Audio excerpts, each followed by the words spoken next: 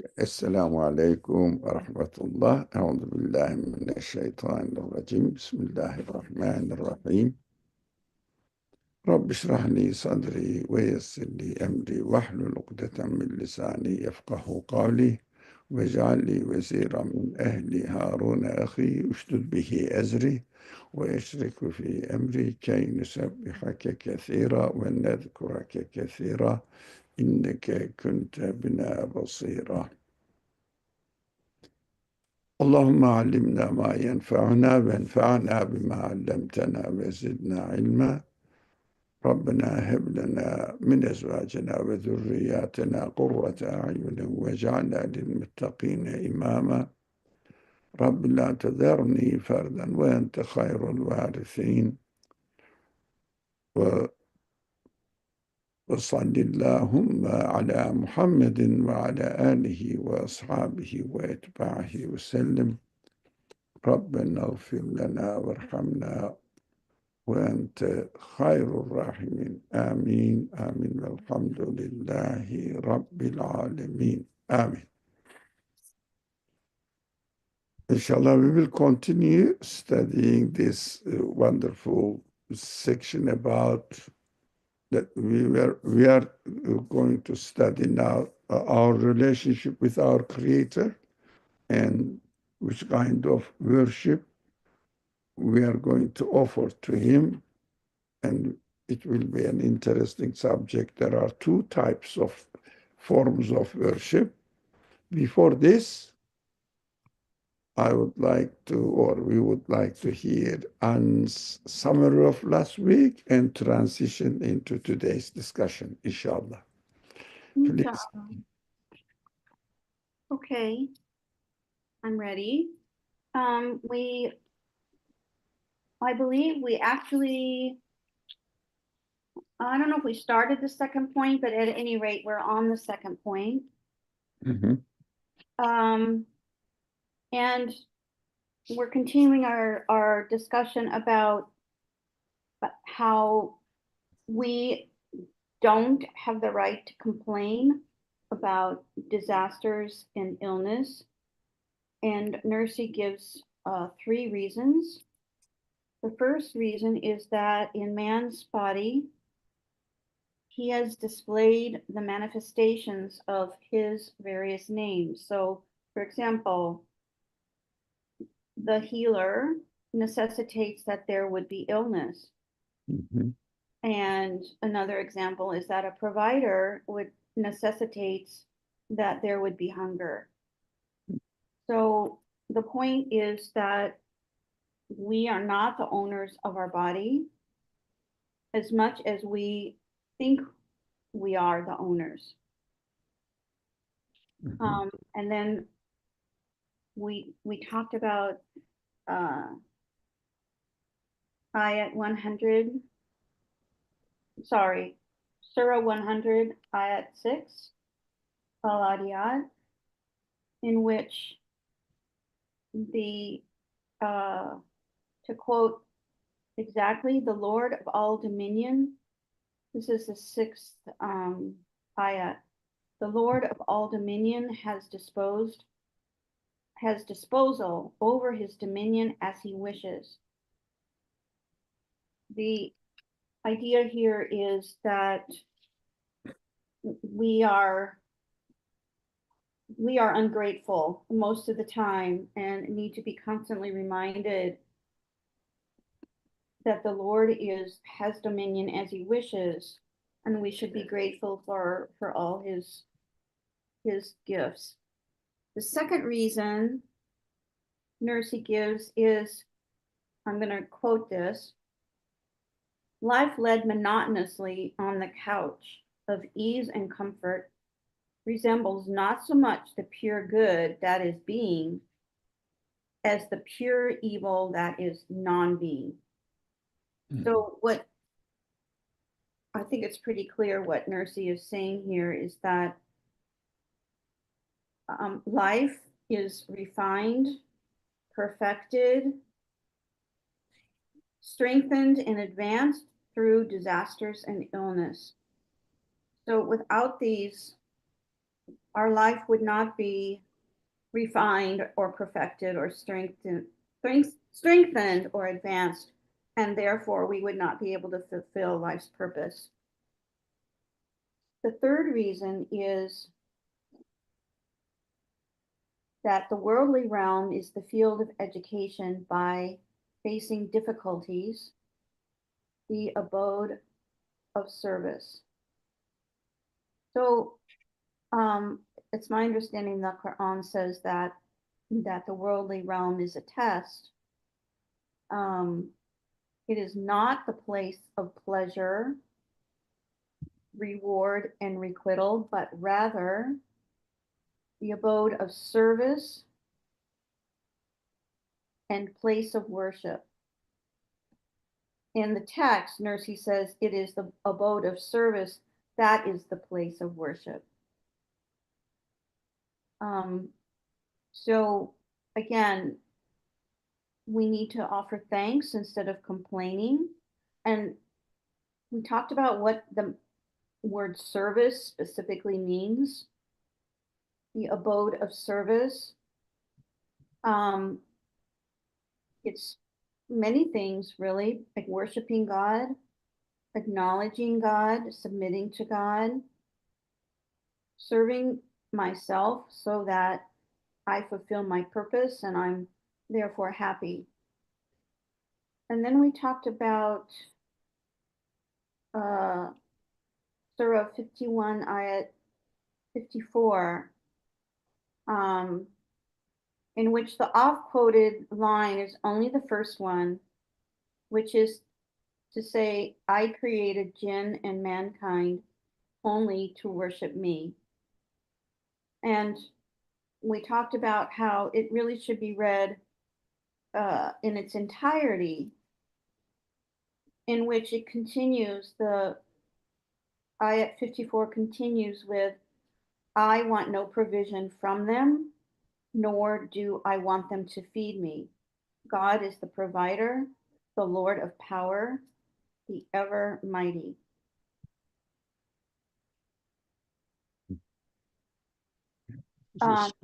And that's where we left off. We're going to be talking about two kinds of worship, with a second point continuing. Yeah. Thank you very much. Thank you. It's a beautiful summary of last week's discussion and brings us today's discussion. So when we talk about, excuse me.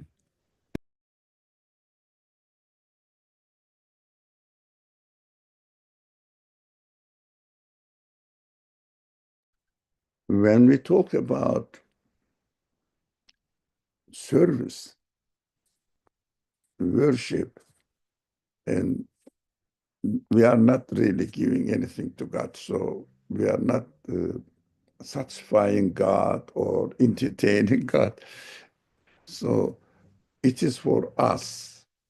When we read the Quran, we have to be careful. For example, when the Quran says here, for example, all human beings, worship your Lord who created you and those before you, so that you become mindful of him. It is a command from God, as if God is saying, worship me.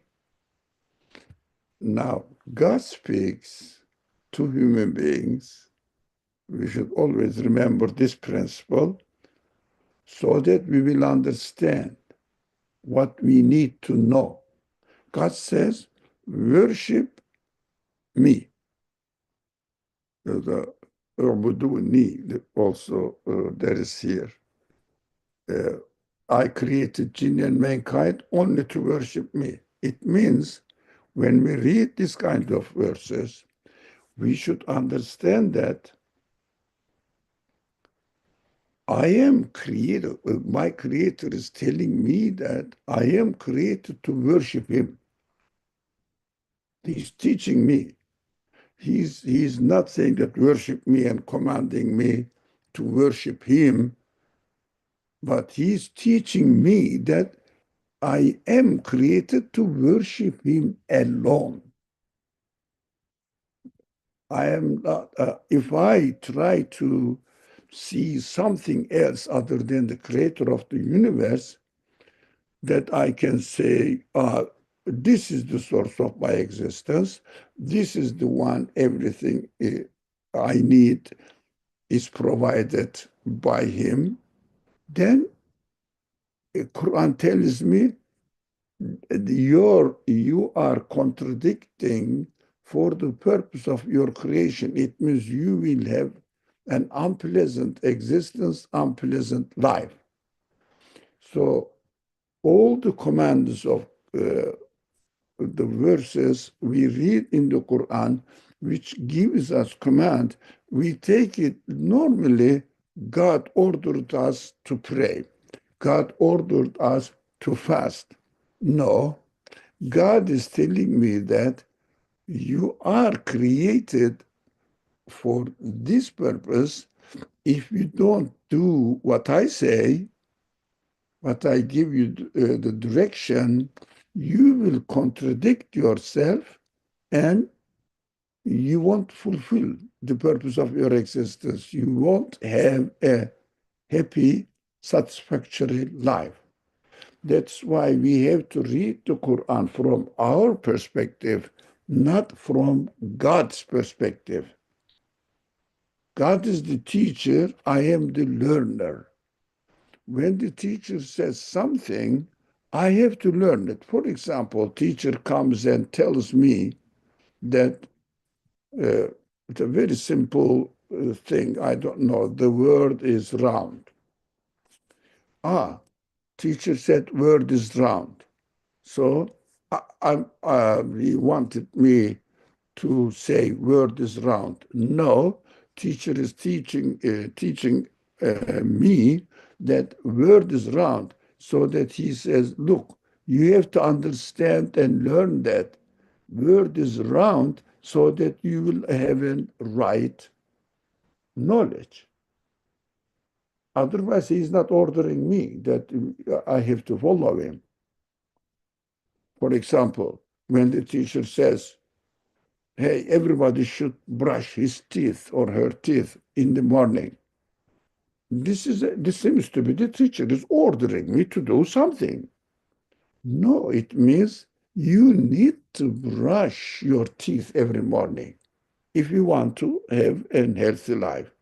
That's why we have to read the Quran from our perspective, although uh, we very frequently mention about this principle, but unfortunately, it is not widely practiced.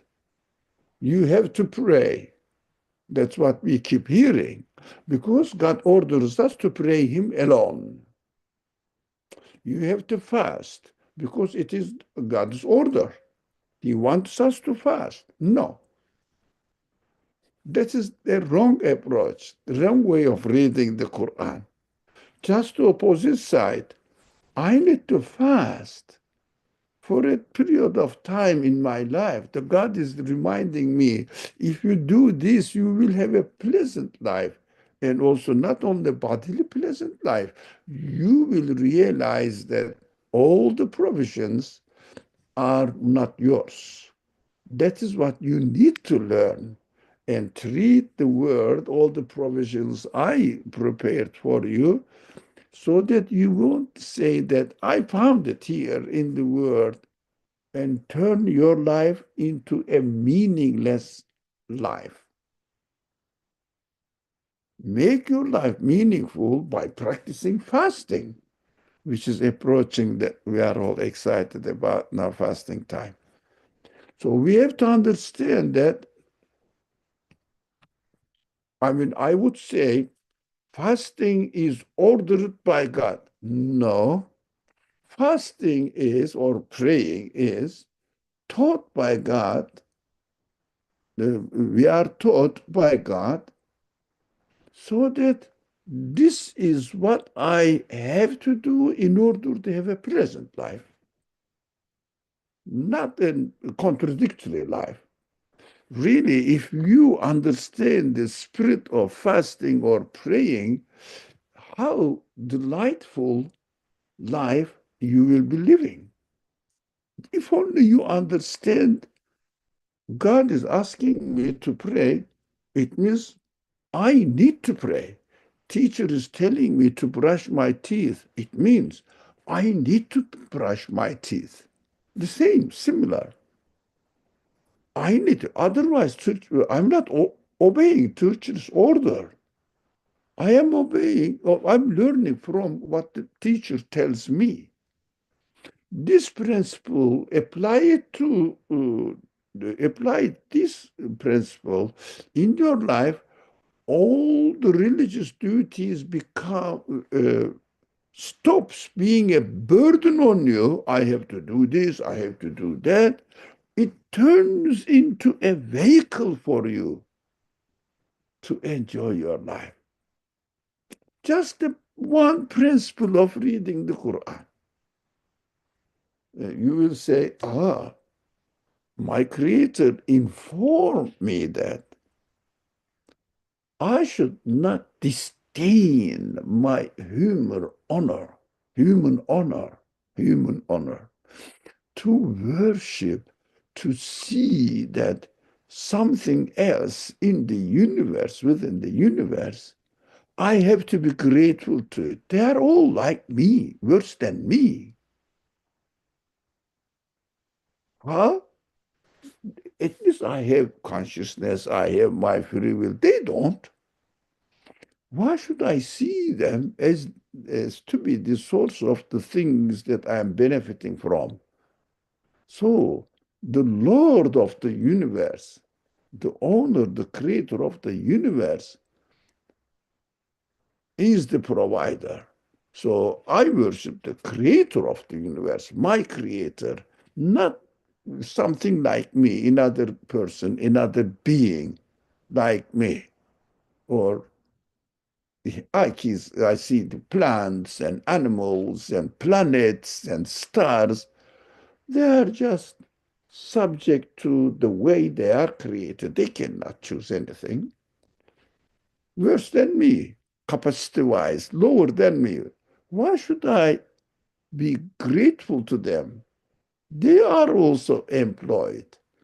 So the employers of everything in the universe deserves to be worshipped. That fits human dignity. So a human being only prostrates, bows down before the creator of the universe, nobody, nothing else. That is human dignity. We should be proud of prostrating before the Creator, nothing else. Inshallah, we will very frequently remind each other how to read the Quran. Never talk about religious responsibilities, duties. You will be relaxed. I am learning from my Creator the way I enjoy my life, the way I turn my life into a meaningful living. I'm very thankful to God who taught me this. Inshallah, that is a completely, how to say, upside down of cultural religion nowadays, cultural Islam prevailing in the world, Muslim world. Unfortunately, beautiful religion became a source of burden, lots of commandments. I have to do that. Evamiri ilahi, like Torah, 10 commandments. No, evamiri ilahi, God's commandments. No, God's guidance. Quran says, I am guidance, not commandments. Guidance. So we have to understand the difference, inshallah. Those people who turned God's advices, God's guidance into commandments, they have to feel the burden of being a religious man. And as some people say, why should I take this I want to be free. Yes, you want to be free. You are absolutely right. That is the way to be free from worshiping created beings, false expectations. That is what Quran is guiding us, showing us. How can you free yourself and gain your honor and live like an honorable being in this world, disdaining to worship and to beg anything else? That is the gist of worship of God, the Creator. The beautiful, I love this way of life. So change your life, inshallah. Get rid of this burden understanding of religion, inshallah. Okay, thank you. Anybody? Otherwise, we can start today's paragraph, inshallah. Interesting paragraph, by the way. Okay, I'll start. Yep. Allah. Worship consists, in fact, of two kinds: active offering and passive imploring. What is meant by the active is obvious. As for passive worship, that is to say, imploring, this is when one afflicted with misfortune or sickness perceives his own weakness and helplessness. In turning to his compassionate Lord, seeks refuge in him, meditates upon him, petitions him, and thus offers a pure form of worship that no hypocrisy can penetrate. If he endures patiently, thinks of the reward attendant on misfortune, and offers thanks, then each hour that he passes will count as a whole day spent in worship. His brief life becomes very long. There are even cases where a single minute is counted as equal to a whole day's worship. Yep. Thank you. Any comment by anyone?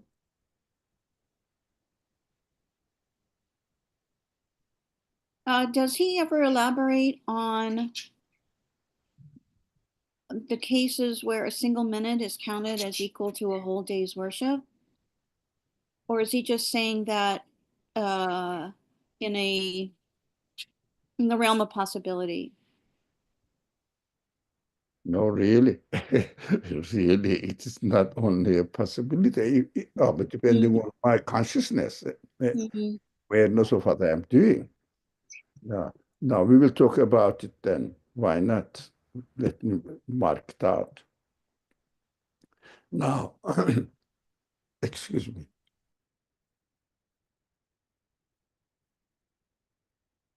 Do you want me to continue?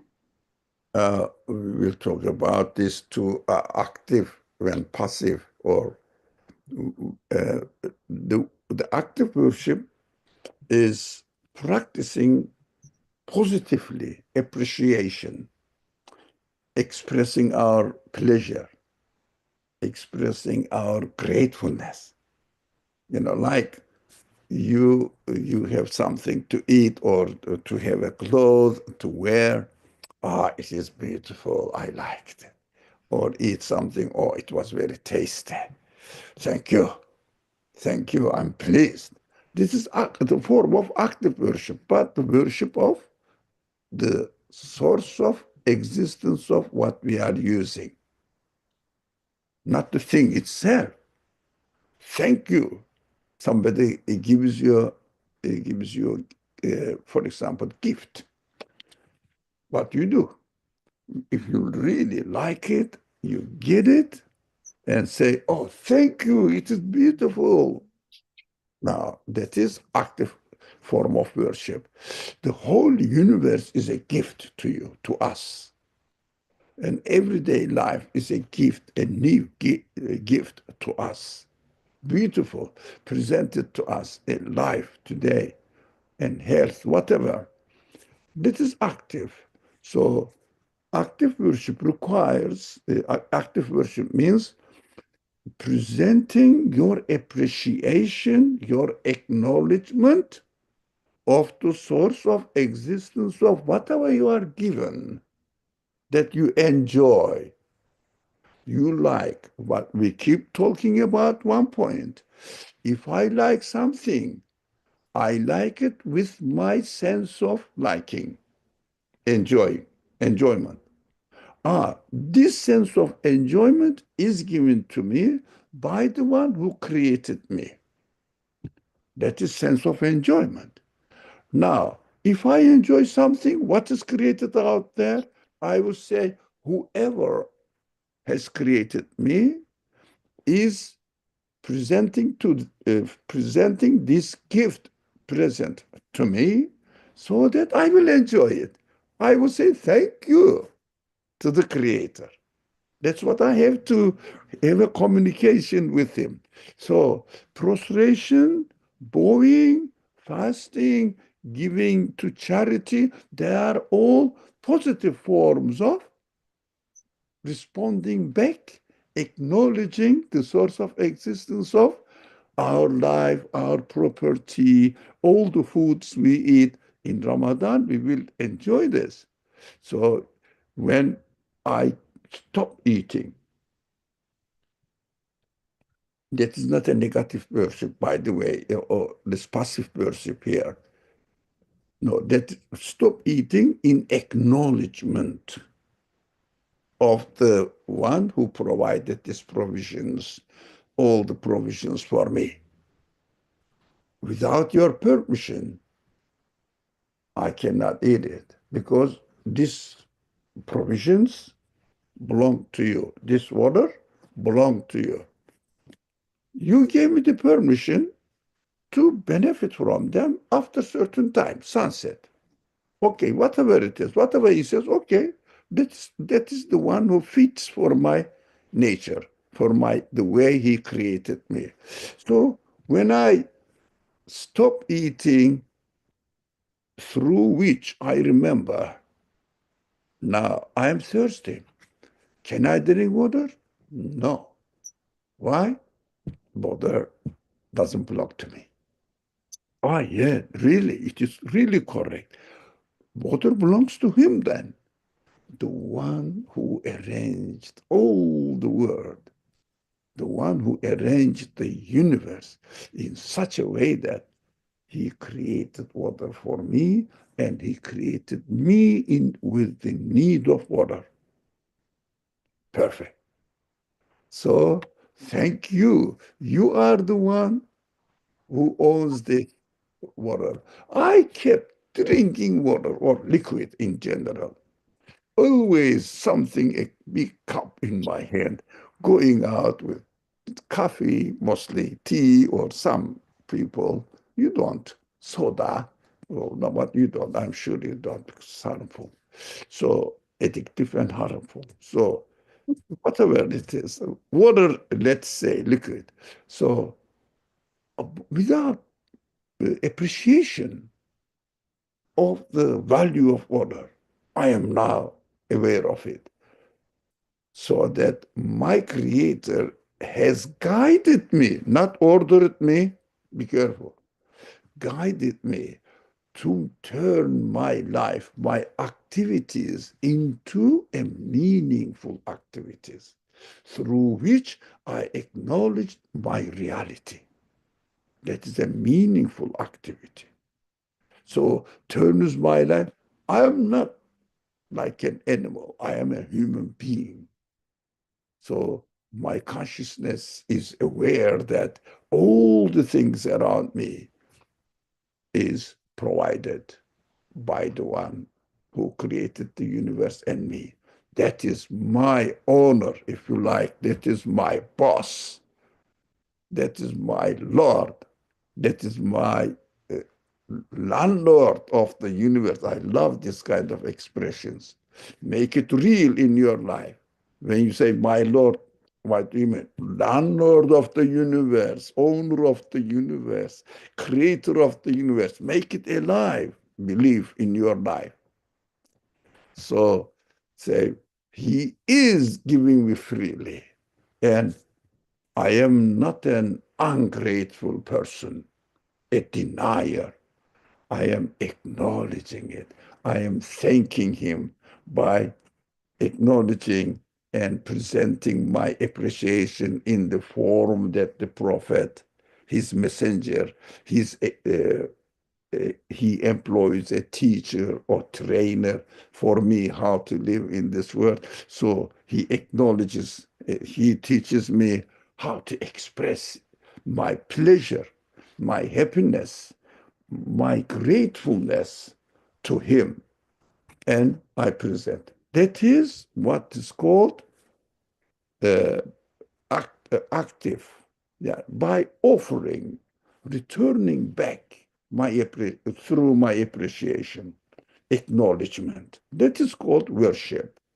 That is how we learn from the prophet to express this, to practice this, and by following his exemplary worshipful life, so I will become and I will turn my life into a meaningful, pleasurable life living.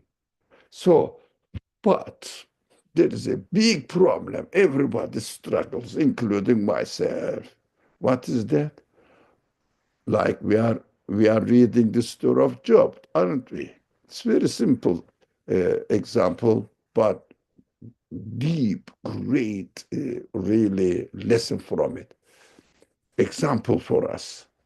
That is why the Quran mentions the story of Job. It's not mentioning a story of somebody. No, no.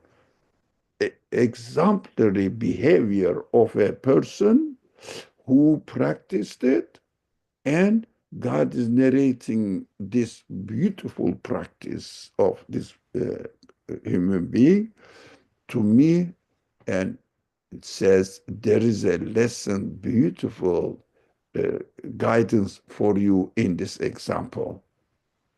So Uswa Hassan, it is called the best way of life. Every prophetic story has one aspect of my life, human life. So the story of Job is one aspect, the aspect of my life which seems to be suffering, disasters, that I don't like it. We always remember, we need to remember, if I like something, because I am created with this like, sense of like. If I don't like something, because I am created with this sense of dislike. So the one who created me put me in the universe in connection within the universe, in connection with everything in the universe, the whole entirety of the universe, my imagination, my intellect, my feelings, all they are interconnected with each other. I can think about them, I can remember them, I can imagine how they should be, etc. So the one who created me sometimes creates something, as we learn from the example of Job. What is that? Oh, illness. So much so that this exemplary person started complaining. We read about it. Why? Because it was so heavy, so heavy. He couldn't say, thank you for this. Oh, come on, this is nothing to be thanked about. So I am very, very needy of health, struggling now, which is an excellent example. So my heart seems to be turning away from my creator, saying that, yes, you are educating me, you are training me to understand who I am in this world, needy creature, needy to exist, to be given existence, needy to be given life, needy to be given health, needy to be given provisions, needy, needy, needy, needy. But We are human beings. As we read this verse, do you remember this? This verse last week? Just remember this verse. Innel insane li rabbihi lekanud ve innehu ala zalike leshahid. Surely humankind is ungrateful to their Lord. He is, and he is witness to this reality himself. He knows that he is ungrateful through his consciousness. Some people may try to deny it, but deep down, consciousness is there. Somebody giving me everything consciously, deliberately arranged, perfectly designed, and I'm not being grateful. Don't you feel somehow guilty? You know this, but human beings may challenge. That is a big subject we touched upon last week. So we have this side. For example, everybody can ask himself, herself. Today we all woke up in the morning, and most of us, alhamdulillah, thank God, had breakfast. Did you enjoy it? Yeah. Cold. I didn't like very much nowadays. Now, but we know that it is needed, huh? Because the summer, the spring will come and the seeds will flourish, animals will be resurrected, they will be created. A beautiful demonstration, exhibition will take over. Then, but this is how we have to go through this difficult situation of winter. That is how the universe is arranged. So in the same way, we have to go through difficulties in order to enjoy the realization. We will come here. I know I'm speaking a lot. I'm very aware of this. I'm being boring. So anyway, that means we have to understand that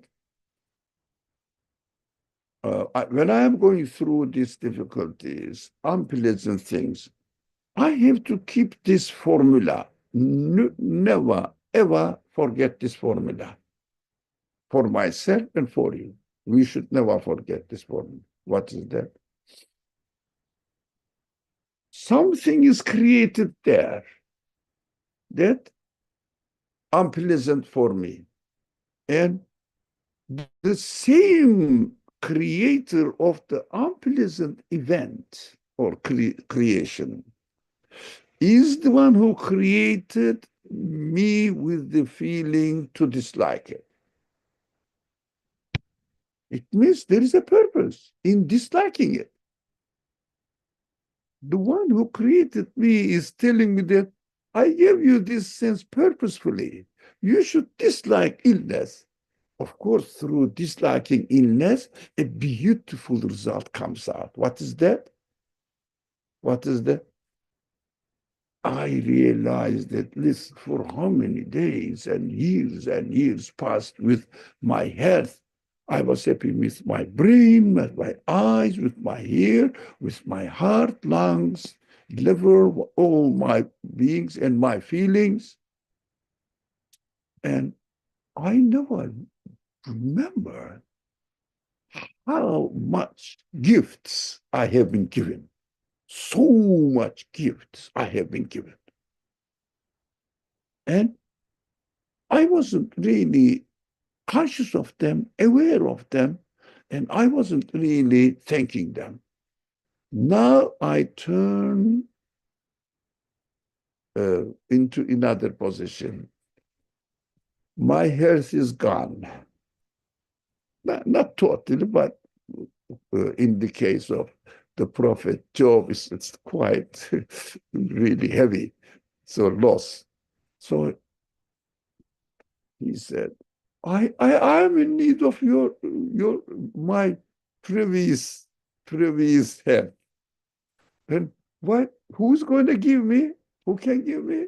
The one who created me with the need for help. Uh, so I acknowledge that you have been creating to me for many, many years with in a healthy life. I didn't think enough acknowledging my reality, acknowledging the real owner and provider of the health. That is the purpose of my existence in this world. That is why, in a single minute,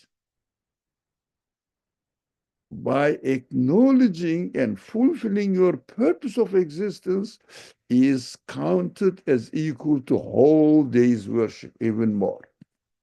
Even more. That is what I am here for. Yes. Fatima, I think I'm done now. Please go ahead, Fatima. Assalamu alaikum wa rahmatullahi wa barakatuh. I Alaikum. have a question. I have a question about passive worship. It says that it's when someone's afflicted with misfortune or sickness. But I was also thinking about during times of ease where, for example, the I was saying how humankind is indeed ungrateful. Could it relate to a time of ease, but you recognize that you're being ungrateful and you then perceive that as your weakness? For example, let's say like you're not sick, you're feeling well, but you recognize that you're not truly thanking your creator as much as you would like or as much as you need to. Of course, we probably can't get to the level that we want. Can that connect to you perceiving your own weakness and helplessness and turning your compassionate Lord? I guess I'm trying to see the how to look at passive worship when there's not a trial or affliction that you perceive. Now, uh, as far as I understand from your question, which, if I'm wrong, please correct me. Now, turning to, I will, this is the answer. If I am wrong, please correct me.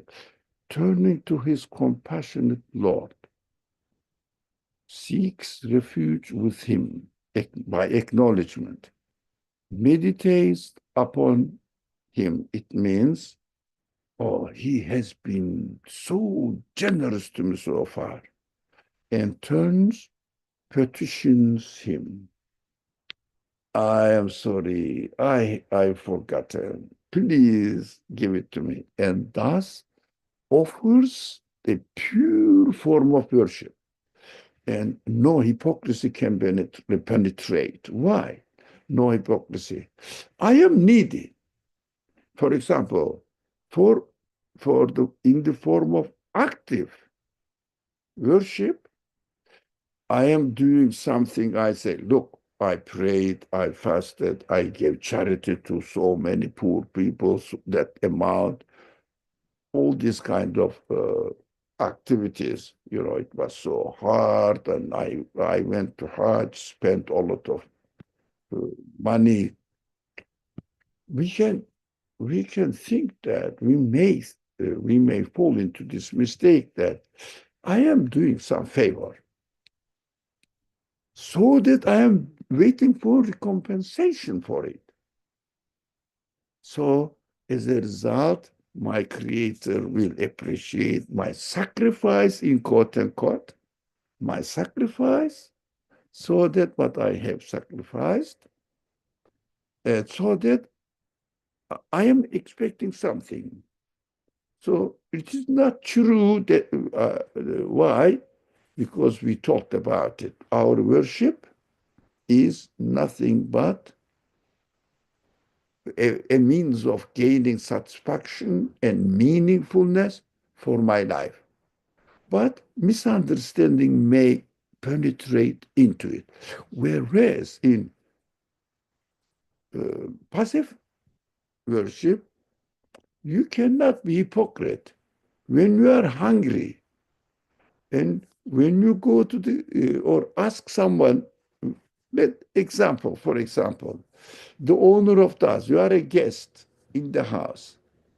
You are really hungry, and you go and ask the host, can I eat something? Is there any hypocrisy? So just suffering from hunger. So you cannot say that I am proud of asking the host to give me some food. No. But if you clean the place, you can say, now I cleaned the host's place. So I can ask now for a favor.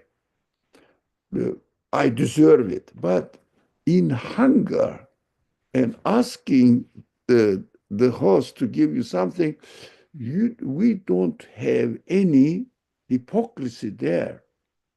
This is the most sincere worship form of worship, in the way that we acknowledge our neediness of anything. But the example of the prophet Job presents to us as illness. So we talk about illness here.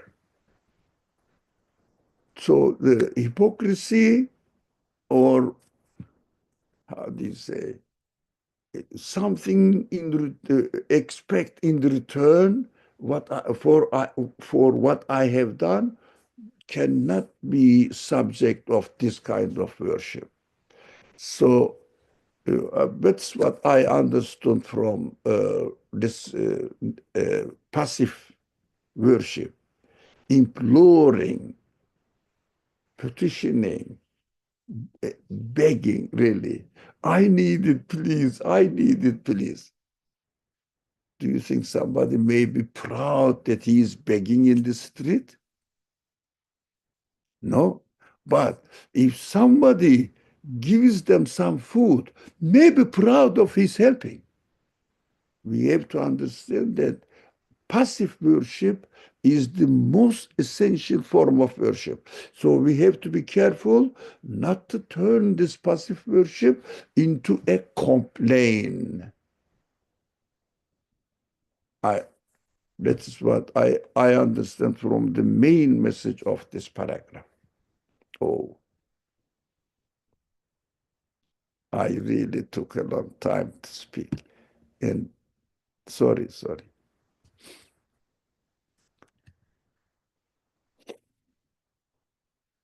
Would you like me to continue with I, the if there's no paragraph? other comment, yes.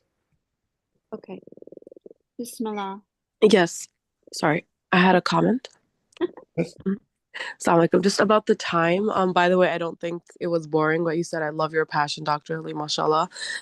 So earlier when we were talking about how 1 minute is equal to one time, that is something I also hold on to, because as the creator, I know that only the I'm sorry, as a creation, I know that the creator is the only one who's in charge of time and control of time. And for our like puny human brains, we can't even comprehend, like the infinity. Like we don't understand that. And as you were saying, that Allah is so generous with time. And that's something for me, it's always like a reminder of the generosity of Allah, because other things we can measure. We can measure money, we can measure food and, sustenance that Allah gives us. But with time, I mean, we can measure it in our way, but like overall, like we do one small deed and Allah's like, if you do this, I will give you like, the entire day's worth of worship. If you fast like 3 days of each month, the white days, you get the entire year's worth of worship. And to me, like that right there, it's a reminder. It's just, shows us like the generosity and the greatness of Allah. And I believe it was in Surah Asr where God himself, he swears by time. And I feel like this is something that's not talked about a lot when we learn about Islam, is the importance of time, the significance of time, and we're always at the end of times, right? So it's a reminder of who is the control of this time. Thank you. And yeah, so I just thought that was really good that you focus time on that, because that's something that for me it's always like a big deal to remember how important it is for us to like humble ourselves and realize who is control of this time, that like right now it's daytime, and by itself it's going to be nighttime. Someone is orchestrating this, right? And that's our creator, subhanallah. Thank you. Excellent. Thank you. So, thank you. Any comment? Please, we can continue. I once was extremely anxious because of an awesome illness that struck one of my brothers of the hereafter. But then a warning came to my heart. Congratulate him. Each minute he spends is counted as a whole day's worship. He was, in any event, enduring his illness in patience and gratitude.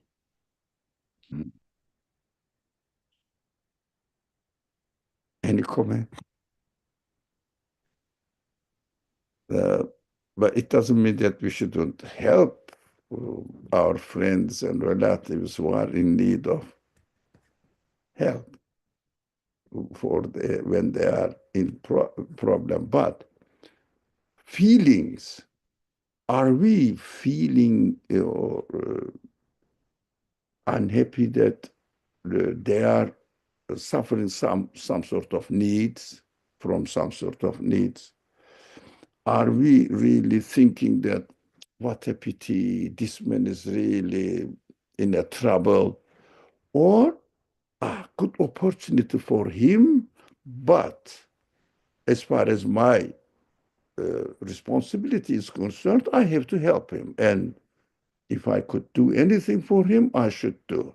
But this is talking about congratulate him. Each minute he spends is counted as a whole day's worship. It means we have to have, that's a good thing to create this position, and God is favoring him, but my duty is to look for solutions. That is what also the feeling also I was giving. We shouldn't misunderstand. Oh, it is good to suffer, make people suffer. No, it is a misinterpretation. I think it's clear, isn't it? So if there is any question. Oh, I thank you for that clarification, because the thought had crossed my mind that it wouldn't be possible to congratulate someone for being ill, but but in our heart, we can think that. Yeah. So, but we have to understand that whatever is created, I am looking for this word. Now, this one, the pure good that is being. Whatever is created is pure good. The creator means to favor us. Whatever, illness, health, both of them. But we have to train ourselves. In both cases, we have to be appreciative to the creator. But the pure evil, that is non-being. Non-existence is the pure evil. I mean, but as far as something is created, that must be good. I have to look for the good side of it. How can I utilize it? Since God created this, how can I utilize it? My favorite example is, as an old man as I am, so I say, I have to be very happy with my creator who creates death for me. But I don't want to die now. Obvious, that is the sense is given to me. That is why the beauty comes out of this contradiction. I am given the sense to dislike death. Despite this reality, I am given death. Wow, what is going on? So, why did you give me the sense to dislike that? Yes, only this through disliking death, I understand that I need eternal existence. I need eternal life, eternal happiness. Yeah, it was permanent. Permanent is the better word. Permanent existence, permanent life. And who can give it to me?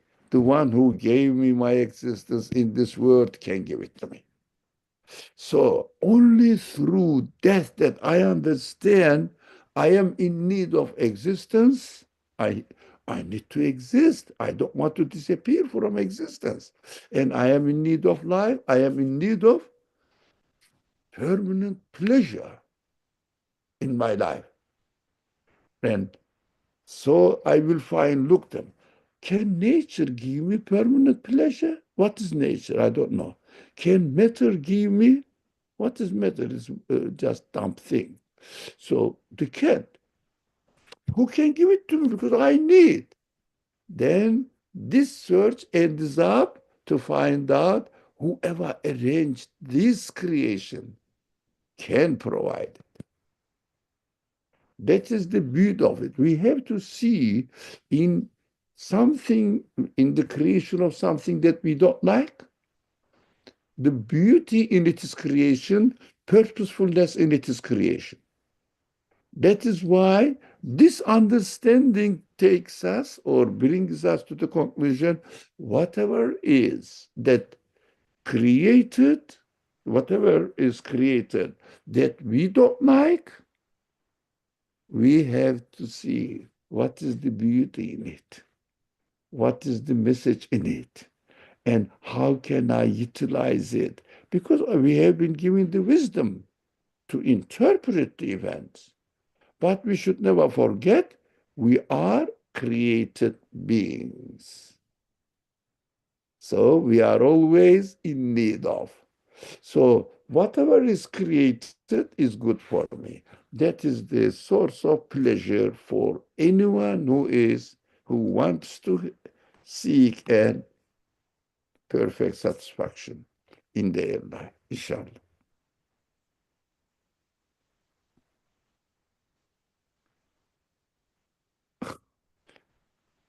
Time is up, and the second point is done.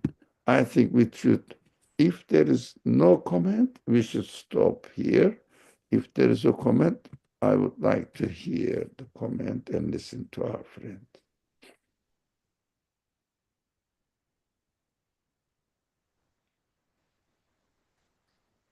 Okay, shall we stop here? Yes, this is a good place to stop. Yeah, it is a new subject now. Yeah, inshallah. exactly. أعوذ بالله من الشيطان الرجيم بسم الله الرحمن الرحيم سبحانك لا علم لنا إلا ما علمتنا إنك أنت العليم الحكيم وآخر دعوانا إن الحمد لله رب العالمين بحرمة سر سورة الفاتحة.